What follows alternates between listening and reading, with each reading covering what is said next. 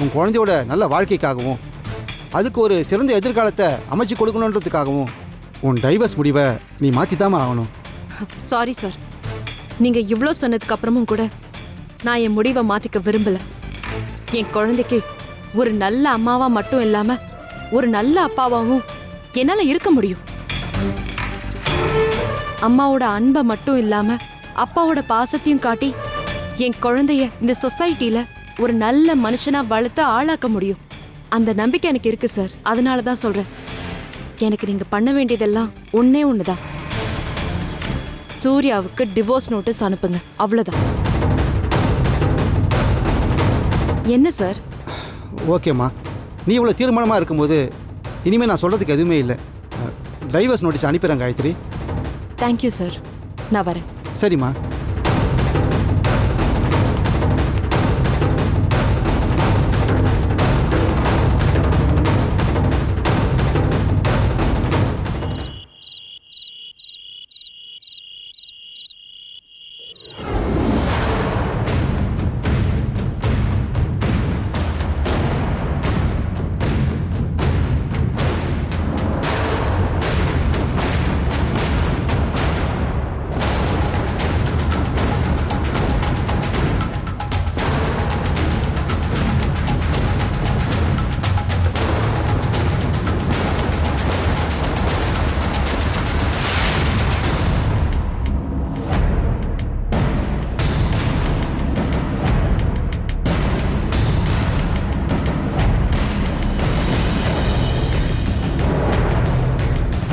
சுப்பு,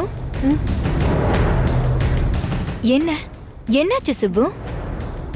ஏன் ஒரு மாதிரி அங்கேயும் இங்கே நடந்துட்டு இருக்க? அதெல்லாம் ஒன்றும் இல்லை அண்ணி.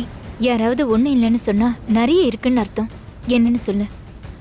அது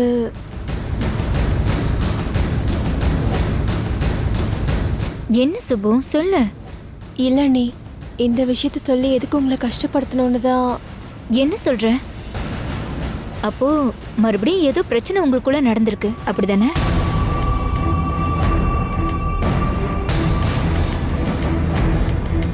இப்ப நீ சொல்ல போறியா இல்லையா?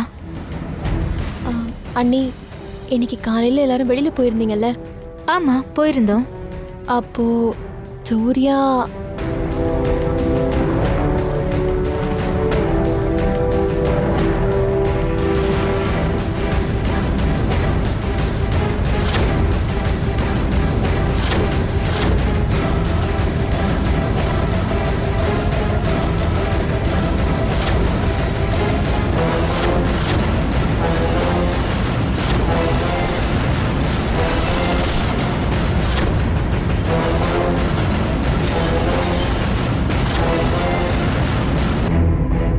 ஏற்கனவே காயத்ரி என் மேலேயும் சூர்யா மேலேயும் பயங்கர கோவத்துல இருக்கா. இப்ப இந்த விஷயம் வேற தெரிய வந்துச்சுன்னா இவங்க எப்படி போய் என்ன காயத்ரி கிட்ட சொன்னாங்களோ தெரியல. இப்ப இந்த விஷயம் தெரிஞ்சா இன்னும் என்ன காயத்ரி தப்பா தான் நினைப்பா. நினைக்கிறது மட்டும் இல்ல, உனக்கும் சூர்யாவுக்கும் எதிரா என்ன வேணாலும் பண்றதுக்கு காயத்ரி ரெடியா இருப்பா. அதுதான் எனக்கு பயமா இருக்கு. இந்த விஷயம் அத்தைக்கு தெரிஞ்சா இன்னும் கஷ்டப்படுவாங்க. அதான் உங்ககிட்ட சொல்றது கூட நான் ரொம்ப தயங்கினேன். எனக்கு இப்ப என்ன பண்றதுன்னே தெரியல. அண்ணி, நான் வேணா காயத்ரி கிட்ட போய் ஒரு வார்த்தை பார்த்து பேசிட்டு வந்துட்டா? அச்சச்சோ, வேண்டாம் வேண்டாம், அவசரப்படாத, கொஞ்சம் பொறுமையா இரு. முள்ளு மேல சேலை விழுந்த மாதிரின்னு சொல்லுவாங்கல்ல, அந்த மாதிரி சிச்சுவேஷன் தான் இது. இது கொஞ்சம் நிதானமா தான் டீல் பண்ணணும். சரி வா, சாப்பிடலாம். வேணாம் அண்ணி, நான் அப்புறமா சாப்பிட்டுக்கிறேன். அப்படின்லாம் சொல்லக்கூடாது, வான்னு சொல்றேன்ல, வா சாப்பிடலாம்.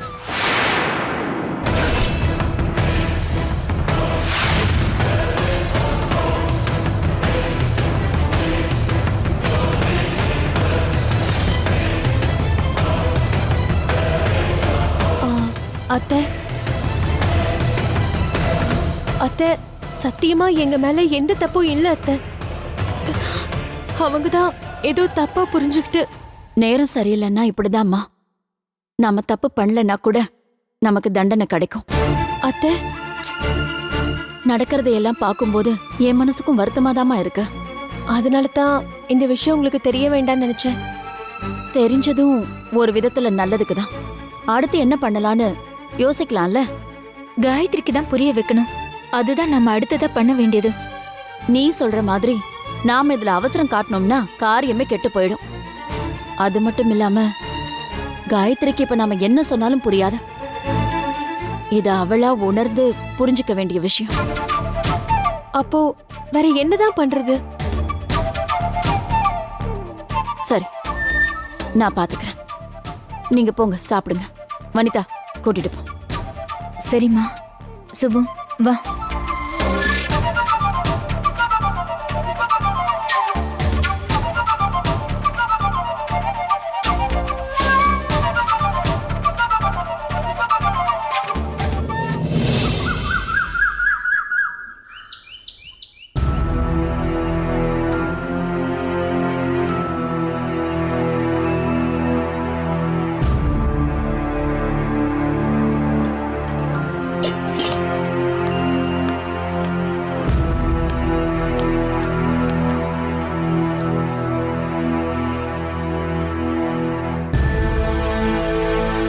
உமா, மாமா,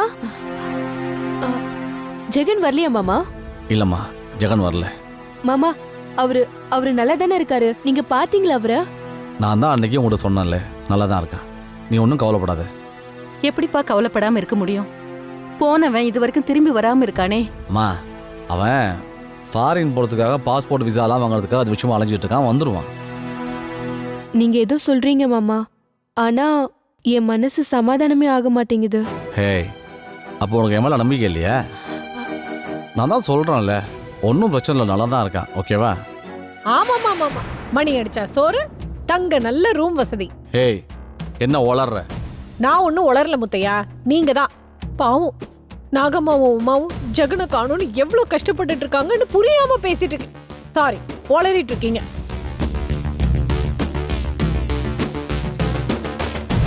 ஜெகன் ஃப்ரெண்ட்ஸோட தானே தங்கியிருக்காப்ல, ஜெயில் லாக்அப்ல எல்லாம் இல்லையே.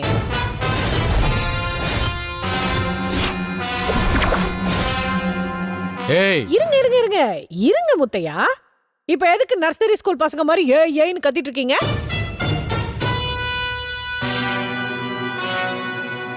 இப்ப நான் கேட்டதுல என்ன தப்பு இருக்கு? ஜெகன் ஃப்ரெண்ட்ஸோட தானே தங்கியிருக்காப்ல, நீங்க வரும்போது ஜெகனை கையோட கூட்டிட்டு வந்திருக்கலாம்ல.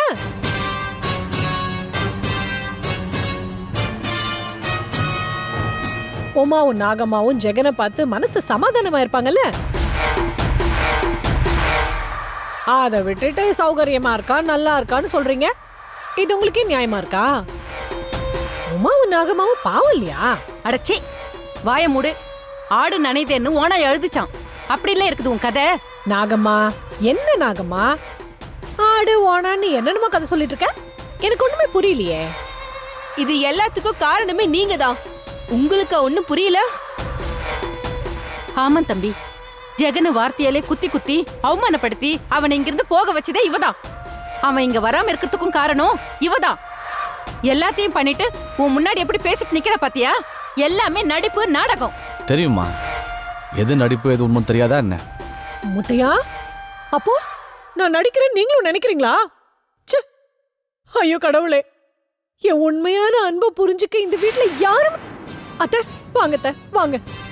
இந்த வீட்லயே நீங்க மட்டும்தான் என் மனசை புரிஞ்சுக்கிட்டவங்க, என் அன்பை தெரிஞ்சுக்கிட்டவங்க. நீங்களே ஒரு நியாயத்தை சொல்லுங்க அத்தை. உங்க புள்ள நான் நடிக்கிறேன்னு சொல்லிட்டாரு அத்தை.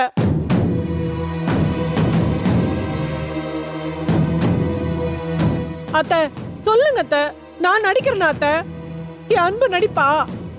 நான் கர்ப்பமா இருந்தாலும் ரெஸ்ட் எடுக்கணும்னு நினைக்காம நீங்க தெம்பா இருக்கணும்னு உங்களுக்கு அப்பப்ப என் கையால சுண்ட பால் காய்ச்சி கொடுத்து கவனிச்சுக்கிறேனே, அந்த அன்பெல்லாம் பொய்யா அத்தை? சொல்லுங்க அத்தை. முத்தையா, என்ன முத்தையா அது? வந்ததும் வராதுமா எதுக்கு துர்கா கிட்ட பிரச்சனை பண்ணிக்கிட்டு இருக்க? இல்லம்மா, விட்டுரு முத்தையா.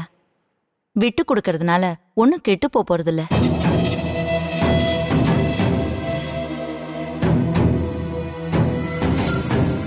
அத்தை ரொம்ப ரொம்ப தேங்க்ஸ் அத்தை.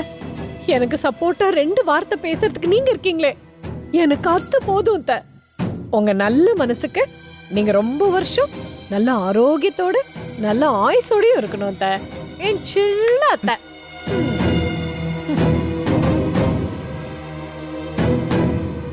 முத்தையா, பசியோட வந்திருப்ப, கை கால் கழுவிட்டு வா, சாப்பாடு எடுத்து வைக்கிறேன். அம்மா ஒரு நிமிஷம்.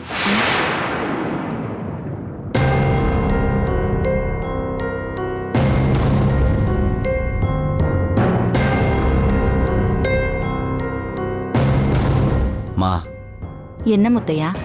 உண்மையிலே துர்கா உங்கள்கிட்ட நல்லபடியாக தான் நடந்துக்கிறாளா? நடந்துக்கிறா முத்தையா. சரி, நீ சாப்பிட வா.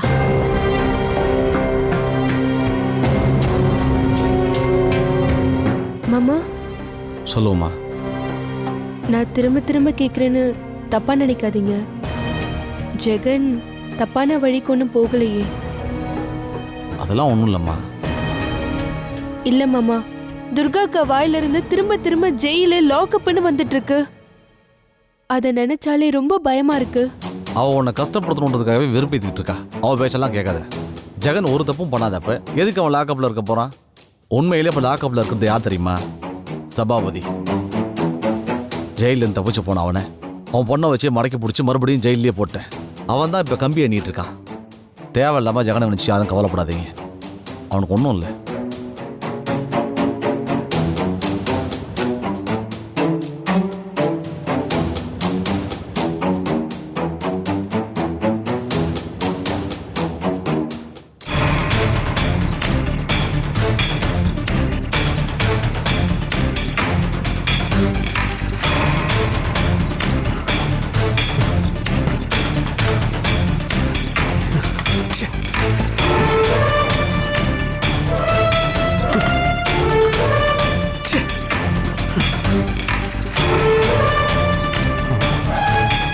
மணி ஃபர் 8 தான் ஆகுது.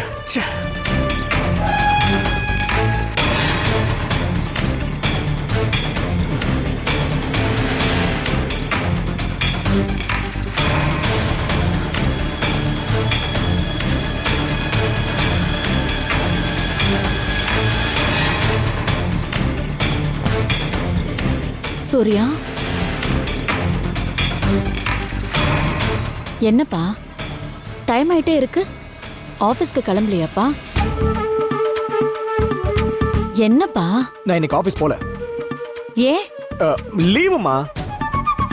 லீவா? எதுக்கு லீவு? காலையிலேயே குடிக்க ஆரம்பிச்சுடுமா? குடிச்சு குடிச்சு உன் வாழ்க்கைய நாசம் பண்ணிக்கிறியா? என்னடா பாக்குற? இனிமே என் வாழ்க்கையில நாசம் பண்றதுக்கு என்ன இருக்கு? ஏன்டா இப்படி எல்லாம் பேசுற? எங்க கஷ்டத்தை நீ புரிஞ்சுக்கவே மாட்டியா? நீங்க தான் யாருமே என் கஷ்டத்தை புரிஞ்சுக்க மாட்டீங்க. சரிப்பா, உன் கஷ்டத்தை நாங்க புரிஞ்சுக்கலன்னே வெச்சுக்கோ. அதுக்காக இப்படியா குடிப்ப? எனக்கு வேற வழி தெரியல. குடிதான் எனக்கு எல்லாத்தையும் மறக்க வைக்குது. முட்டாள் மாதிரி பேசாதடா. குடி கஷ்டத்தை மறக்க வைக்குதுன்னா நான் குடிக்கணும், உங்க அப்பா குடிக்கணும், உங்க அக்கா குடிக்கணும். கோமதிக்கும் தர்மலிங்கத்துக்கும் என்ன கவலை? 2 சிங்கக்குட்டிங்களை பெத்து வச்சிருக்காங்கன்னு இந்த ஊரே எங்களை பார்த்து பேசும். நாங்களும் அதை நினைச்சு பெருமைப்படாத சந்தோஷப்படாத நாளே கிடையாது. ஆனா யார் கண்ணு பட்டுச்சோ உங்க அண்ணன் கௌதம நாங்க அல்பாயுஸ்லயே பறி கொடுத்துட்டோம். அதோட வேதனையும் வலியும் இப்பவும் என் மனசுக்குள்ள இருக்குதுடா. எத்தனை நாள் ராத்திரி நான் தூங்காம அழுதுகிட்டு இருக்கேன்னு தெரியுமா?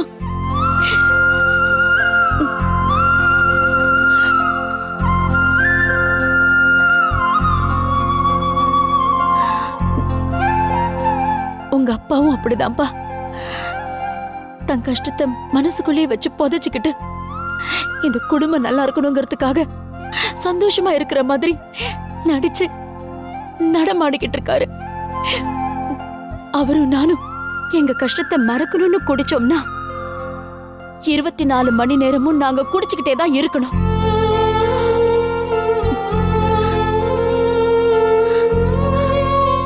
எங்களை விடுப்பா.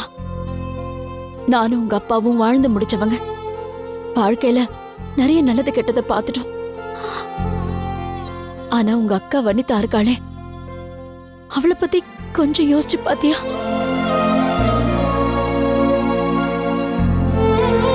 வாழ வேண்டிய வயசுல வாழ்க்கைய தொலைச்சிட்டு நிக்கிறா.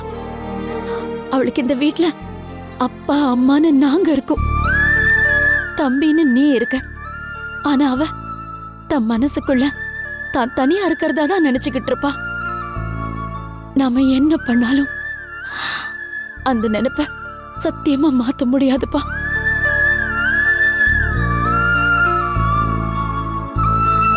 தனிமைதான் ரொம்ப இனிமையானதுன்னு பாட்டெல்லாம் பாடுறாங்களே, ஆனா தனிமை எவ்வளவு கொடுமையானதுன்னு சின்ன வயசுலயே கணவனையோ மனைவியையோ இழந்தவங்கள போய் கேட்கணும். ஒவ்வொரு நிமிஷமும் நரகம்னு சொல்லுவாங்க.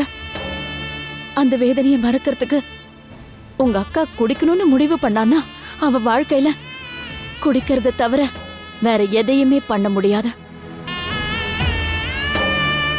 எங்களுக்கு மட்டும் இல்ல, உனக்கு மட்டும் இல்ல, இந்த உலகத்துல பிறந்த ஒவ்வொருத்தருக்கும் ஏதாவது ஒரு கஷ்டம், வேதனை, பிரச்சனை கண்டிப்பா இருந்துகிட்டே தான் இருக்கும். ஆனா அதையெல்லாம் தாண்டிதான் எல்லாருமே வாழ்ந்துகிட்டு இருக்காங்க.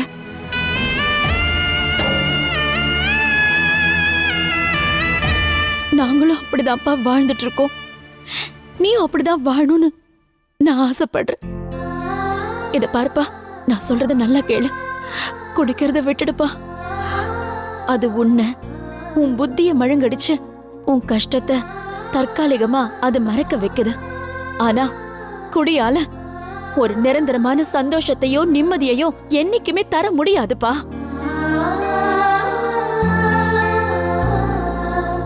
ஒரு ஆம்பளை முட்டாளா, முரடனா, ஏன் சோம்பேறியா கூட இருக்கலாம். ஆனா குடிகாரனா மட்டும் இருக்க கூடாது. நீ பெரிய அறிவாளியா இருக்கலாம், ஆனா குடிப்பழக்கம் உன்கிட்ட இருந்துச்சுன்னா நீ என்ன சொன்னாலும் இந்த உலகம் உன் பேச்ச கேட்காத. குடிகாரம் பேச்சு விடிஞ்சா போச்சுன்னு உன்னை தூக்கி சாக்கடையில தான் போடும். உனக்கான மதிப்பு இந்த சமுதாயத்துல கிடைக்கவே கிடைக்காது.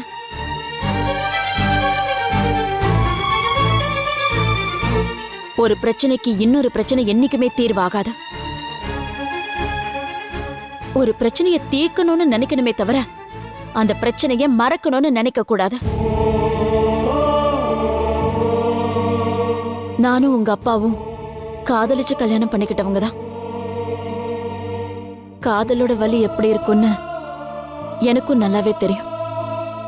ஆனா இப்ப நீ இந்த வலிய தாங்கிதான்ப்பா ஆகணும். எப்பவும் போல நீ ஆபீஸ்க்கு போகணும், வரணும், உன் வேலையை கவனிக்கணும். உன் புத்தியையும் மனசையும் வேற பக்கம் திருப்பு. நிறைய புக்ஸ் வாங்கி படி. கண்டிப்பா காலம் உன் வலிய மாத்தும். அப்ப யோசிச்சனா காயத்ரியோட பிரச்சனையை எப்படி சரி செய்யறதுன்னு உனக்கே தானா ஒரு ஐடியா கிடைக்கும்.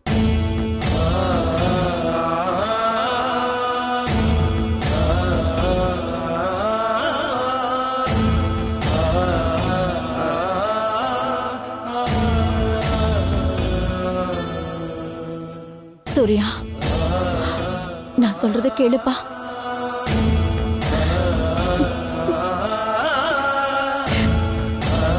நீ பழைய சூர்யாவா மாறணும்.